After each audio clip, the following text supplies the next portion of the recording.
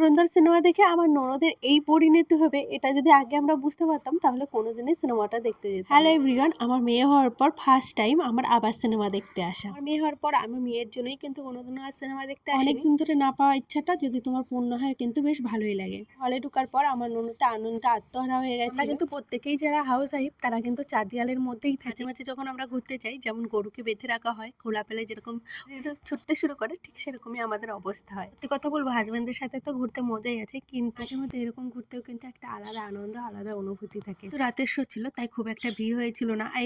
তাই কি বলবো, প্রথম থেকে মারামারি শুরু হয়েছে, লাস্ট পর্যন্ত কিন্তু মারামারিই হতে চলেছে। প্রচন্ড ভয় পাচ্ছিলাম, মাঝে মাঝে তো কেঁদেও দিয়েছিলাম, আবার চোখ বন্ধ করেও রাখছিলাম। তারপরে হাফ টাইম একটু ঘুরছিলাম। আমরা যেখানে ছিলাম সেটা হলো চারতলা, আর চারতলা থেকে নিচটা দেখছিলাম। একটু ভয় ভয় লাগছিল, কিন্তু বেশ ভালোই লাগছিল। তো আমরা এখন শো দেখে বেরোচ্ছি। এখন কটা বাজে? রাত 12টা। জীবনে ফার্স্ট টাইম। আর এখন একটাও টোটো নেই, আমরা এই যে তিনজনা। কালু আছে। তারপরে এই যে আমরা একটা টোটো পেয়ে গেছিলাম। এত রাতে টোটো পাবো সেটা কিন্তু ভাবেনি, কিন্তু আমরা ভীষণ এনজয় করেছিলাম। আসতে আসি দেখাচ্ছে নেক্সট ভিডিওতে।